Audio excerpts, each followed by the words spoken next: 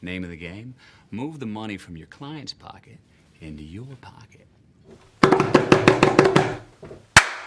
What's up YouTube? Welcome to my channel. This is Neo Bull and I'm Brendan McCann. On this channel I'm obviously going to be very closely following Neo and some other stocks along the way.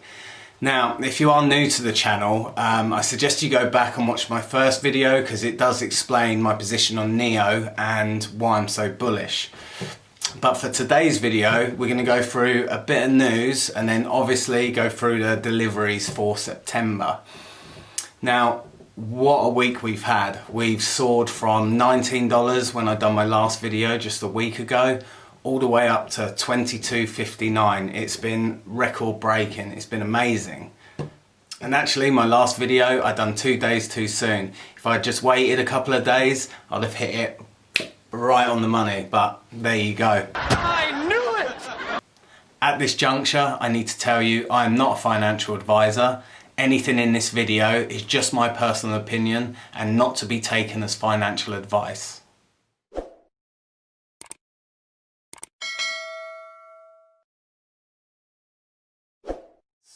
So what's been happening this week? Why has Neo shot up so much? Well, there's a few reasons, but one of the main reasons is a CNBC interview that was held with Edison Yu, who is an analyst for Deutsche Bank. Now, he reiterated his position and Deutsche Bank's position that Neo is a buy and the price target is $24. In this interview, he was obviously asked why Deutsche Bank holds such a bullish stance with Neo. Now, he outlined quite a few reasons. First of all, he mentioned a study that was done by BitAuto where Neo's favourability was ranked higher than BMW, Audi and Tesla. Edison went on to say that he'd done a lot of research and the one thing with Neo that you didn't really get with other companies is the quality of after service. For instance, you get to use the Neo houses, the battery swap stations, the charging infrastructure that's currently being built and expanded, and the truck charging where a truck will come round, can pick up your car, charge it, either leave it where it is or drop it off in a separate location. Now on top of this it's just the general customer service that you get, and William Lee really prides himself on that, on understanding the customer and the customer's needs. Second of all, he mentions that JD Power done a study and Neo came #1 in best and most reliable EV in their segment. He made a very clear point as well that Neo were very different to Tesla in many ways. For instance, they weren't vertically integrated with the batteries the way that Tesla are, and that tells me that he really fully understands the value of the battery as a service. And in China, at least, the battery as a service is a fantastic model that's going to work very, very well in that environment. When asked if he thought Neo could scale, he very confidently replied yes, and went on to mention Neo's plans to move into Europe in mid to late next year, and specifically mentioned Norway because that's where Xiaopeng has just moved into a few weeks ago. The fact that Deutsche Bank have come forward and reiterated their position to CNBC just speaks volumes to me. It means that they're very secure in their thesis of Neo and where they think they're going to be, that they are going to be a big player in the future. He did mention some downsides, but they were very, very confident in where they see Neo going. Now everyone's been saying that Deutsche Bank's position with Neo is the reason for their huge rise this week. Now I have to slightly disagree with that. Yes, it was the catalyst that's pushed them forward, but when you look over the last 2 months of the news that's come out for Neo, it's just been good news after good news after good news. Undoubtedly this interview with CNBC really has given Neo a good shove upwards, but I'm just going to list a few things that's happened over the last few months because there's been so much good news that you may even have forgot about everything that's been going on. Record car sales month after month, manufacture and delivery of their new car, the EC6, buying back stake in Neo China, several bank and hedge funds recognising Neo's potential, talk of moving into Europe next year, battery as a service being launched, thousands of charging points being installed all across the country, hundreds more battery swap stations planned to be installed over the next 12 months, new Navigate on Pilot semi-autonomous driving, and I'm sure there's many things that I've missed. Now, if you're not convinced yet that NIO are going to be able to compete into the future, then there's no talking to you. I can't help. There was another interview done recently by Bloomberg interviewing William Lee. In this, he was asked a few similar questions to Edison Yu. The first being, can NIO expand? Lee went on to explain that NIO had performed so well that JAC just weren't ready for them. As we know, they were set up for around 3,500 cars to be manufactured each month, and they've now upped that to 5,000 for this month. Judging by the deliveries that we had last month of 4,708, I would imagine this month we could have done the similar or 5,000, the full 5.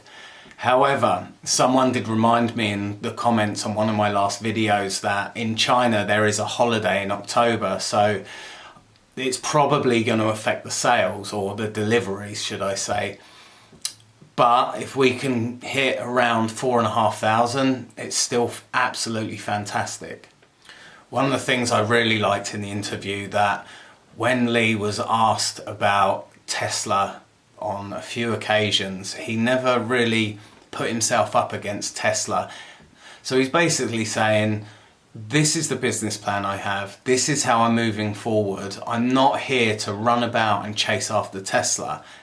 This is what we're doing and this is how we're doing it, which I thought was great. A lot of other companies, which we don't want to mention because we might get sued, have come out and said ridiculous things about Tesla when asked about Tesla, really making themselves look stupid. Whereas the smart thing to do is exactly what William Lee done. Not be concerned about other companies, just make it very clear in his business plan and what he wants to do and how he wants to achieve it. And they always say you invest in the person as much as a business or business model. Now, the two legit interviews that I mentioned, the Bloomberg and the Edison Yu, I'm going to add a link in the description below, so go and check those out. I think it's really worthwhile. Right, so let's move on to the chart and we can put in the figures for last month's car deliveries. Okay, so before we start going through the delivery numbers and figures, if you are new, I suggest you go back and look at my predictions videos, especially the first one, because it explains the chart and what it all means. Essentially, we have events down the left-hand side, which I felt would affect the stock price, and then the months across the top. But for a better explanation, I would go back and watch that first predictions video. I just have to mention that, as some of you also pointed out, I estimated $22.20 for the end of September, and it actually came in, but when we done the video it was at $19. But you can't win them all, can you? 60% of the time it works every time. So before adding the information into the chart for September deliveries, let's take a look at what NIO produced in their announcement today for the deliveries of September 2020.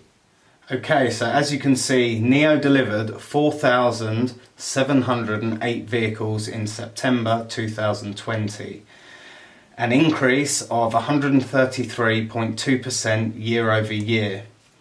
NIO delivered 12,206 vehicles in Q3 2020, an increase of 154.3% year over year. NIO delivered 26,375 vehicles in 2020 so far, an increase of 113.7% year over year. So for the month of September, 4,708 vehicles comprise of 3,210 ES6, 1,482 ES8 and only 16 EC6s.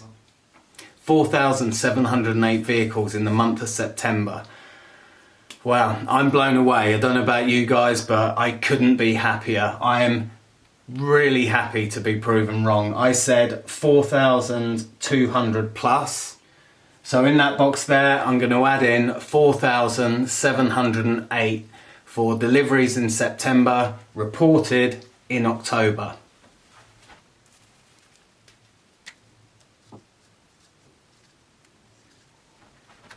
Okay, so we've come to the end of the video, guys. Thanks so much for watching as always. I hope you're as excited as I am right now about the future of NEO.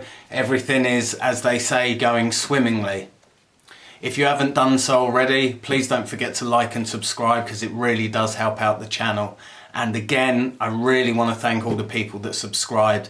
I'm close to 1,000 subscribers already. It's been insane. And don't forget to write a comment below. Let me know what your thoughts are on what's going on right now. Are you up? Are you down? Are you as happy as I am about the situation?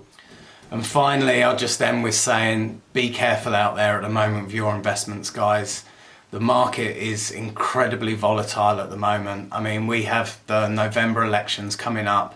And obviously, as we all know, President Trump has been taken ill, and that is really going to affect the market in one way or the other. It's going to be very sketchy, so just be careful. And on that note, guys, be safe. And if you can't be safe, be lucky.